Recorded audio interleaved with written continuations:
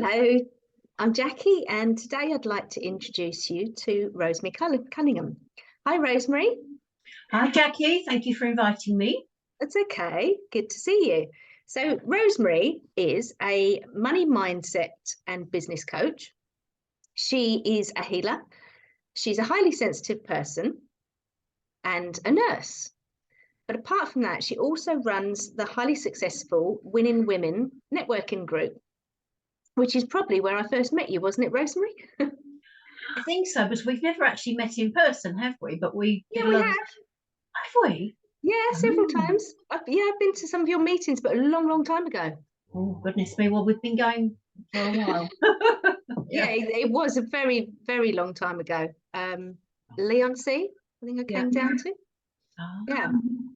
Um, anyway, but I know that you like to help people who are always worrying about their money and helping them to sort of attract more money and clients if it's relevant, if they're business people. Mm. Um, So tell us, what is money mindset? Well, um, our money mindset is our personality around money, which is totally unique to you.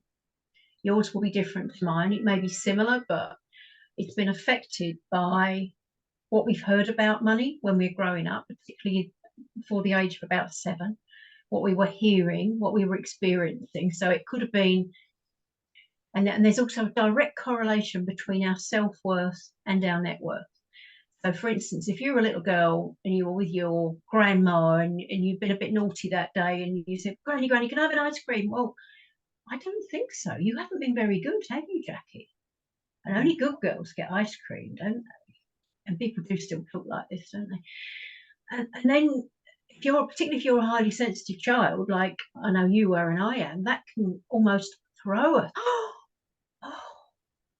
And that can set us up for life. Mm. It's actually said that as highly sensitive people, there's a point where we're almost thrown out of our body. And I know where mine was. It was like the point where my mum was really, really angry with me. And we don't necessarily understand why. But it can be such a shock that it's almost like we never quite get back in again. And so a lot of the work I've been doing with me in the last year has been on my lower chakras and to really get back in my body and embrace being all of who I am and healing those childhood inadequacies and fears. And as I was saying to you earlier, I worked with 4 women yesterday and they were all looking at their money mindset, but they'd all had huge childhood trauma, which was really stopping them from letting go and allowing money to flow. One particular lady really carried a lot of stuff. She loved to keep things, and that was a childhood thing of having things taken away from her that she didn't want taken away. And also there's our societal stuff that comes into our money mindset as well. What we're seeing around us. I've had friends in the States whose parents escaped from Europe during the war.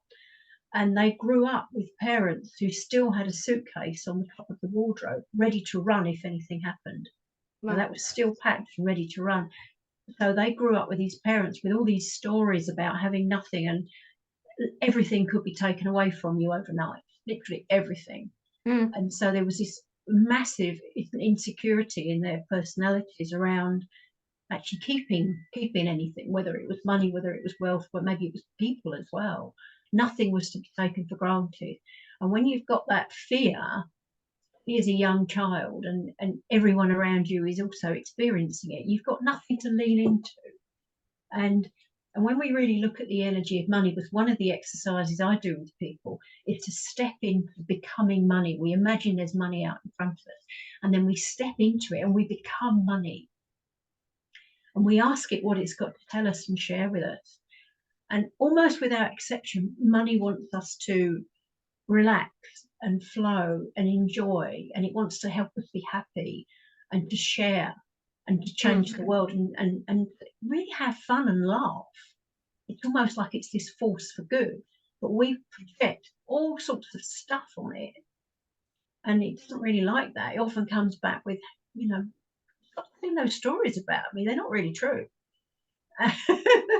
So that is kind of the money personality and the mindset we talk about. So it's affected by all sorts of different things. And it's also what we're seeing outside us now as well. And there can be a lot of fear perpetuated. Do you feel like what happens in the media and also on social media, do you feel that can have an impact? Oh, it's enormous. It's enormous because we absorb it. If every time you turn the news on, you're told that we're all going to get really poor, and that things are going to get more expensive, or everything's fragile and everything's going up and life's never going to be the same again. And that applies to pretty much, as far as I can see, all the time. Yeah. There's never a point where we're told we're all going to get really wealthy. Might have been in the 1950s when there was a bit of a boom going on, but now it just seems to be constant. You've got to be scared, and we absorb that. And there's also a little thing about not wanting to stand out. So if you see people around you, or you perceive people around you are all having trouble, our basic self can be quite scared about standing up and saying, actually, I'm doing really well. Yeah. And people can become quite scared of spending money in case they're judged, because judgment around money is absolutely enormous. I think it's probably something we judge more than anything else, apart from how people bring up their kids. I think that's another one. Yeah. So what's for each of us personally, what are like little signs that our money mindset is out of balance? How would we know? Usually it's fear. Fear shows up in several ways, but it can be fear of spending, or it can be someone who overspends. One of my lovely ladies yesterday, she said, I'll go and spend so much money on things, and I'll get it home and I'll look at it and think, I don't want any of that. And then but she doesn't quite take it back again. It just goes to the back of the wardrobe and it sits there. And a lot of us feel about clutter now that it really isn't healthy. It's like stagnant energy sitting there.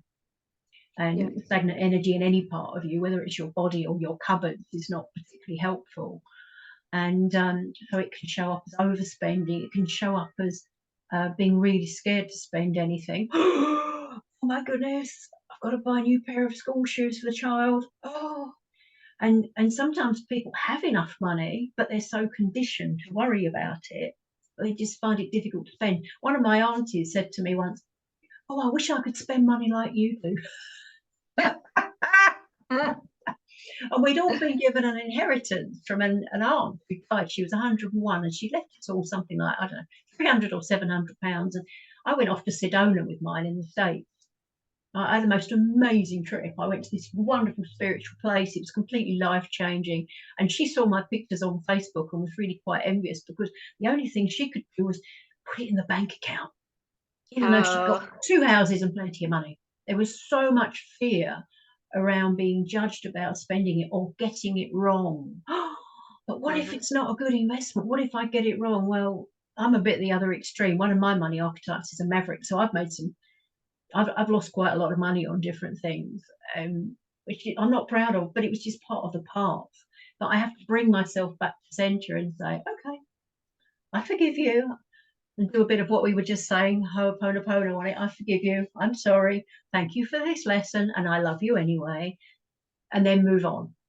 And just take those lessons. But yeah, it can be. I wrote a few notes here. You said remote. Yeah, so overwhelm, overspending, obsessiveness. Yeah, that's a powerful one. Yeah, and also something that comes up a lot for people. There's like a romantic archetype where people just love to spend money, but they often spend it to fill that empty space inside, which can be one from being over criticized as a child, or a bit like that ice cream situation, but I don't deserve it. And then it can be the hitting the spend button on Amazon. Yes, ding, ding, ding. And so one of the things I got my lady to do last night, and that was one of her habits, and going out and buying clothes, was I've got some money sitting here. Somebody paid me cash yesterday. and anyone, get some of this again. You know, start getting your money out in cash and really start relating to it again, because I think we've forgotten how to relate to this stuff. And that's another thing. There's a lot of talk that it is going to disappear. Maybe it won't. Everything's in flux at the moment. But while we've got it, you hand cash over for something because you really get to appreciate it. And it money becomes more real, doesn't it? It becomes more real when you're online. It's literally like you say, click, click, click, click, and you've spent several £100s. Oh, so impersonal. And when I got myself into debt, if I'd have had to hand that money over in pound notes, I would never have done it. But because it was on a credit card, or it was just, oh yeah, and that was coming from a place of, I'm not enough. And when I look back on my money decisions, the ones that haven't gone so well, they've all come from a place of, I'm not good enough. I don't know enough yet. That person knows more than me. I need what they've got. Okay.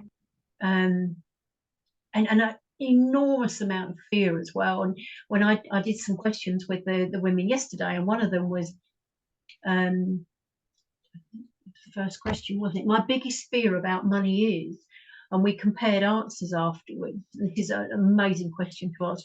Don't overthink it. So I'm going to ask you, Jackie, if you don't mind. My biggest fear about money is, just tell me your first answer. I actually don't know. Right, well, that's interesting. Right, I'm fairly.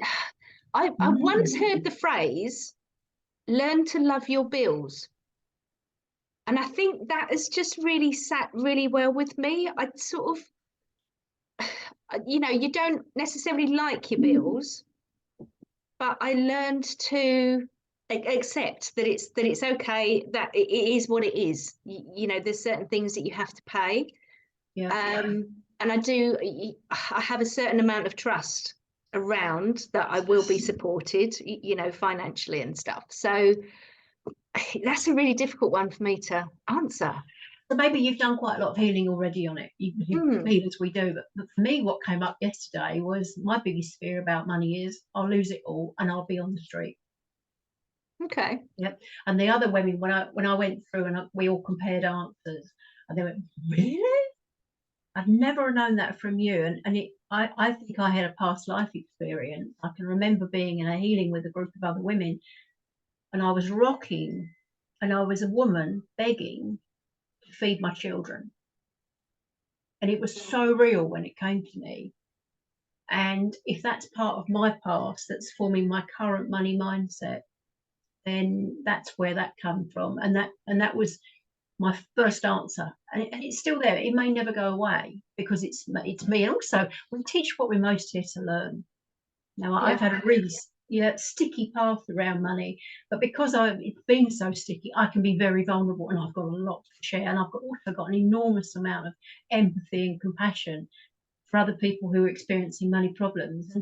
And in the world of money problems, you're so scared of other people judging you and going to people for help. And that's another really interesting thing about how the world's changed in the last 20 years. When I first started networking, there was a guy there who was running a debt support company for people with debts. And I went back and had another chat with him about 10 years later. And the industry has to legally, the debt industry or any kind of money industry now has to be responsible and actually offer emotional support to people who are in trouble. Okay, that's good. Yeah, so life really has moved on. I mean, but I think in our viscera and in a sort of the collective consciousness, we still hear about debtors' prisons. We hear about things from Dickens. We have a lot on the television, about people getting into real trouble, and that's what a lot of people watch, and we get drawn to that, and we see that dark side, and it gets into our mind. It can keep me awake at night. Do you find that I know you work with a lot of women, but do you find that there's a difference between how men sort of see money to women? There's a lot of history there. And when I first started doing this, one of my clients said to me that she's in her 70s now, and she said when she first got married, First of all, she was absolutely furious, but she couldn't get contraception without her husband's permission. Wow. Yeah. And also, she couldn't borrow money to get a new washing machine, I think it was. She wanted to buy it on hire purchase. She had to get her husband or her father's signature. They had to go with her. She had to get a man's permission. Yeah. And in the 1970s, both here and in America, a woman could only get a credit card, or couldn't get a credit card in her own name. It had to be in a man's name. Yeah, so it might. This That's is very, crazy, very isn't it? recent. There you are. We only had the Equal Pay Act in the 1970s, and one of my ladies in Winning Women, who's how old is she? She's 68, I think, and her first job when she worked in accounts, there was a wage scale for men and there was a wage scale for women, and there was a massive difference. And this was the 1970s. It's not really very long ago. We're only talking 50 No. years ago. So for women, we've only really got our independence around money very, very recently, and having it enforced by law. And as we know, things aren't yet matched by any means. And we're very fortunate in this country. That certainly isn't the place in a very large part of the world. Mm. But there's that history, and you didn't know about it. But it affected your mum, it affected your grandmother, it affected all the women in your line, and also the men. And you only need to watch a television film about the 1960s when I remember seeing a woman go to her husband to get him to sign a cheque for something. And he said, "Oh, I wouldn't trust my wife with my chequebook." Yeah, it is so recent. Yeah, I actually didn't realise that. Yes. So for women, we really are coming out of the dark ages around money. But we were obviously, that programming comes down the generations, doesn't it? That we're not supposed to be in charge of money and have our own money, even, I guess. Exactly. So that may have affected how, if you had a brother, there was you and a brother, or even if you were twins, then your parents, because of their conditioning, might have treated your brother in a different way to your mum, to you. And I remember not very long ago, a couple of years ago, I was in a conversation with three women who all had an OBE, amazing women. One of them was the ex-head of the Southwest Police. Another woman was, oh goodness, I can't remember, an amazing Scottish woman, also got an OBE for services to business and women in business as well. And they all said, and they were all mums, that little boys are still taught they can do anything, and little girls, for the most part, are still taught they need to be nice. Yeah. And good wives and things like that. Yes, and so it's role models, and we're now in this beautiful age where we've got these amazing role models. And for me recently, I got drawn to do something. I remember hearing last summer that schools were really short of invigilators. And I thought, well, I could do that. I could help. I could do that. And so I applied last June to be an invigilator in a local school, and it's a Catholic school for girls. And I was down there a few weeks ago, just doing a little bit of, a few hours here and there, holding the space for these young women, these 15, 16, 17, 18-year-olds. And they are amazing. They're such a force. Their presence is phenomenal. And I was seeing them on a really vulnerable day when they were taking the most important exams of their life so far. But their presence is phenomenal. But they were still brought up by this generation of women. And if you talk to them, there's quite often this, ooh. So we may say one thing, and this came up with the women round the table yesterday. You could hear them say, but I really love myself. I know I'm amazing. But then there was this little bit down there, which is normally your little child. It's that 3, 4, 5-year-old who was, maybe in a difficult situation, who was trying to hold the balance and trying to get it right and try and be good and try not get into trouble, or try not to get someone else into, or some of these ladies, it was trying not to get their mum into trouble because their mum was with a partner who was really dangerous. Yeah, so they were holding the balance. And that little person, that 3, 4, 5, 6, 7, 8-year-old, whoever it was, is actually still running the show in your head. And one of the things I've had to do for me recently, for my healing last year, was to go back to my little Rosemary and to talk to her and to love her. And actually, there was one day when I couldn't get off the sofa. I felt so ill. And I knew needed to do some healing work with my little self. And I just kind of sat her next to me on the sofa and said, what do you need from me? I'm really sorry. this is awful, isn't it? I was really quite unwell. What do you need from me? And the answer I got was to have more fun, Hmm. not take life so seriously. I think that's a good tip for all of us. I think we've all become very, very serious Yeah. in the last few years. Yeah. So that, going back to, the real sort of money mindset, what can we Yes. do? What can we do easily to to help ourselves now? What's sort of like our first step? Have you got a little tip for us? Well, I think a lot of it is about awareness. So may I just read a couple of questions out? Yeah. Is that all right? Yeah. I'm going to read you a couple of questions from this exercise I do. And the first one is, my biggest fear about money is, and it's normally a one-word answer. Don't look for the right answer, just have your very first reaction and write it down really quickly. Hmm. So my biggest fear about money is, my father felt money was very, and if you didn't have a father figure, whoever was the dominant one, I mean, one woman, it was a man who she was in care with, a foster father. It might have been a grandfather, it may have been a teacher. My mother felt money was. Yeah, Yeah. what did your mum? Yeah, and then the last one I'll share with you. In my family, money caused. They are really, really good awareness questions. And that's only half of my list there. I won't read it all out to you. Um, it's actually from a book called Overcoming Under-Earning by Barbara something or other. But if anyone wants to have a look, it's a phenomenal book for women, because we can get stuck in this under-earning trap, which is what we were taught. And Mm. that when women were paid half what men was, and the saying was, because a man has to support the family.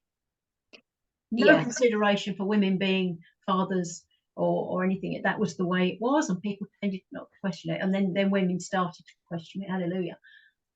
But just knowing those things will be so enlightening. And I've done this exercise with so many people, and they go, "Oh my goodness, she did, didn't she?" And then with that awareness, when you spot yourself doing something crazy, comes to mind, um, that's mum. Oh my goodness, yes, yeah. And just with that awareness is so powerful, so powerful. Really become aware of where your thoughts and your beliefs come from. Yeah, And it's interesting actually. But as you were reading, I sort of jotted those questions down as you said them. Um, but I think bottom line is, I'm actually quite lucky in my family. I come from a background of several family businesses. yep. So even back to my nan had her own floristry shop and greengrocers. And as you look around the family now, so many of the family members, in fact, most of them work for themselves, which is really interesting. Yeah, and that's a lovely role model for you, isn't it? Yeah. Yeah, I've got two sisters and they both run their own businesses. Um, I've got a cousin who had her own business. It's just it literally is all around us, which is lovely. And my daughter and her partner have set their own business up near you, actually. It's a little coffee shop in Rochford. But yeah, so it's that to me feels quite empowering. Yeah. That the family has that sort of entrepreneurship, I suppose, running through them. Yeah, and sometimes you can go back and look for that, because I remember working with a man a few years ago, and he asked me one day to ask my little Rosemary to look around her and to see who the powerful women were. Mm-hmm. And I just couldn't see any, because all the women I saw were mums. And if anyone was working, I was quite fortunate to be in a middle class family, if you like, and my dad was a chartered accountant, one who gave all his money away. Interesting enough, he was a nurturer, very much like me. He was one of my role models. So I just couldn't see any powerful female role models around me. They were all mums. And if they were working, they were doing a few hours of teaching or cleaning or caring. But my mum wasn't. She was a housewife. So I had no female role model that I felt I could really aspire to, apart from on a nurturing level. Yeah. And then the other question he got me to ask my little Rosemary was what she thought of me running my own business. There you go. And at this Mm. point, I was 25 years in running my own business, and my little Rosemary was hiding behind a chair because she was so terrified. Oh, Yeah. So yeah. yeah, even though I was this woman who from the outside looked really successful, I was being run by a really frightened 5-year-old who was absolutely terrified about running this business. And Mm. once I knew that and got that awareness, okay, it's taken a while. And I still honestly work on my money mindset every day. Something that I found quite interesting a few years back, I always thought of myself as sort of a sole trader, a therapist. I didn't actually see what I did as a business. Does that make sense? To me, that word business Yeah. is like, it's big, it's like official. And so it's only sort of fairly recent. It's like, yeah, actually, I have a business. This is me, I have a business. I just saw it as not, do you know what I mean? It was like, I'm not a business person. I made it something unimportant. Well, actually, it is. I change people's lives. I have a business doing that, which I'm lucky because, as you know, it's just a lovely sort of profession to be in. But that sort of realization, it's like, no, actually, I'm a business owner. That's what it is. But I hadn't sort of allowed myself to admit that. So that was quite big. And that could be a point also where you start looking properly at how you price what you do. Mm. And because pricing isn't about what we charge, it's about the transformation we give our clients. So if you Yeah. help someone,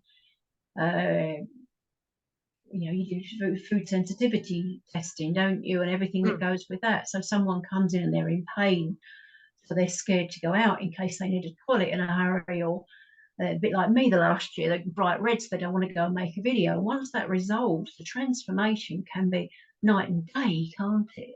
Yeah. And that's what they are paying you for. That's what they're investing in. They're investing in themselves through you. And that is such a different point to find a price for what you do. And once you own that as well as a business person, you stand up tall and you say your fees with, yeah, somebody says, how much do you charge, Jack? And you say, well, I charge £150. And they go, oh, that's interesting. But you know that instead of go, oh, what, is that a bit too much for you? Do you want me to? I can do it for 75 if it feels better. Yeah. Instead of going into that apology, which women do a lot as well. Oh, is it okay? Is that okay for you? And we do it. I'm talking to myself here as well. No, we stand up tall, and if it doesn't work for someone, then they might go away and they might ask their mum if they can have some help with it for their birthday, or their granny might say, you're really struggling with your tummy, aren't you, darling? Can I help you with that? Is there someone who can help with you that, I can afford to pay for this for you? And once we open to that possibility and we're actually okay about receiving as well, Yeah. because that's the other thing, we're often very, very shut down to receiving. And we've been sort of, on some level, a lot of us have been taught that it's wrong, it's weak if someone helps you out. And the other, it's really interesting that you work with chakras, don't you? And I've heard recently, it makes so much sense that we receive through the back of our chakras. Okay. And if we haven't opened, allowed the back of our energy centers to open, we really struggle to receive. So one of the things I've been doing is sort of just opening my heart at the front and the back, and it's really easy now. And emanating that and allowing myself to receive on every level, whether that's love, whether that's money, whether that's appreciation, whether it's compliments. Something you said earlier on, which for me again stood out, and I think is a huge thing, allowing money to flow to us. That's, I love that. Yeah. Because I don't think, sometimes we don't. Oh, I'm not good enough, or I don't deserve that. It's, yeah, allowing, I think, is huge. Yeah, and it can be. I'm saying this from a point of view of someone who started studying money in 2010, 2011, and it's now 2023. Oh, sorry. There you go. Several years later, I am still, yeah, I still do. I'm still learning, and somebody who I'm working with at the moment, she's one of these kind of 7-figure coaches, he still has an abundance coach.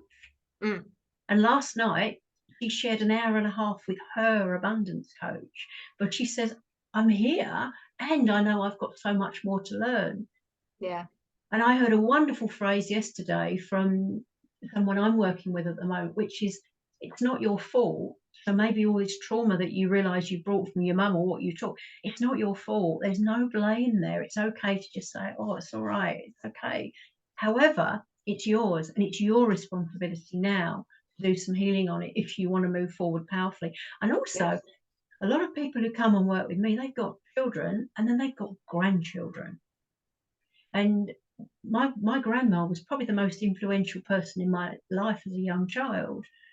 And then you learn their money values from those conversations you have with them. So the more we can clean and clear ourselves around these things, around our self-worth, around our money and our deservability and our allowing and our receiving, that ripple effect of that on everyone in our life is absolutely huge. And it also affects the collective consciousness as well. Yeah. Yeah. Rosemary, it's been so interesting talking to you. Is there anything that you want to add before we finish? Yes, I'd love to. Something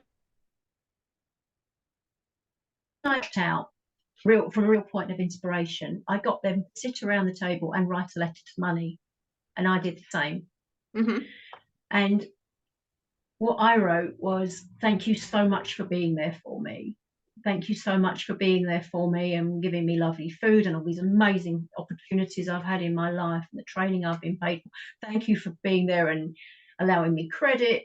I know I've got myself in a lot of trouble and I haven't treated you very nicely at times and I haven't said very nice things about you. And I'm really sorry about that. Thank you for being there. And I would like a bit more of you, please. Yeah, Good one. Yeah. I really am ready to be paid more for what I do. It's just an example, but I'm really ready to be paid for more, and I'd love to work with some more people who really want to work with me on a one-to-one, so I can really help them in a big way. So, money, can you help me draw those to me as well, please? Give me some instructions, give me some answers, and thank you so much. Lots of love from Rosemary. Hugely powerful thing to do. That's really good. I'm going to do that later. Write my letter to money. I love that. Love that. Yeah. Oh, brilliant. It's genius. And somebody who I've got a lot of respect for, she said at one point she was writing to money every day. And you can write that, you can write your appreciation. It's also, okay, I think we've got a bit of a mismatch going on here. Yeah. So can we work together here? But can we partner up? But money's kind of the universe as well, isn't it? And yeah, I'm happy to do my bit. Yeah, I'm working on myself. Could you partner up with me, please? And give me some signs. Let's work together on this. I'm really open to all possibilities. And I'm also open to money coming to me from many, many different sources, as long as they're legal, right? yeah. So just telling money, I'm here and I'm ready to receive. And go on. So I don't mind if it's a lottery win. I don't mind if it's a gift. I'm not going to judge. Send me some more, please. I'm here and I'm ready and I'm going to work with you. Let's bring it on. Yeah, I'm ready. That's a good one as well. I'm ready. Yeah. Ready to receive. With fun and excitement too. Yeah. And then I'm going to do one more thing that was taught to me by Dee Wallace, one of my amazing mentors, is to get really excited. So you can bring your body in like a 3-year-old. I'm so excited. I'm so excited. I know lots of money's on the way to me. Yay! I'm so excited.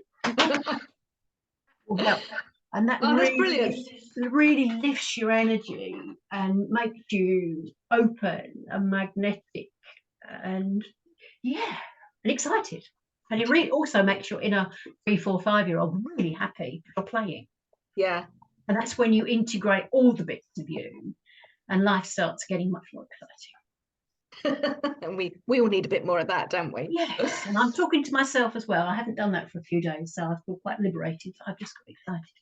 Oh, that's good. So where can people find you? Where's the best place to contact you?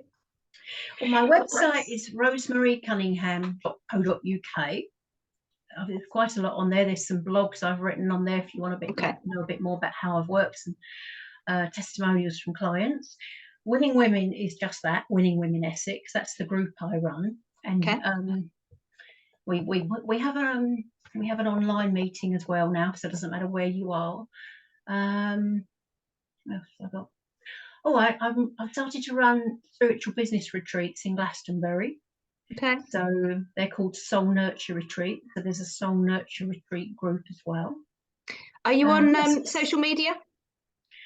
Mainly Facebook. I'm not great on Instagram, but I do quite a lot on LinkedIn as well. So just Okay. Rosemary with a Y Cunningham. Okay. So I'll put your details below this little interview anyway. Thank you very much. But a huge thanks for joining us today. And yeah, go have a very prosperous year. Okay. Absolutely. And same to everyone, anyone who's watching, just yes, just increase your relationship with money, get to know it again, and have a look at these. There's sacred geometry in these. They really one other thing I do is I invite people to use cash again. It's so powerful. So Yeah. yeah. Yes. Thank you so much for the opportunity. It's been a pleasure. No, it's been a pleasure here as well. Thank you so much. And I'll see you soon. You will do. Bye bye. Bye.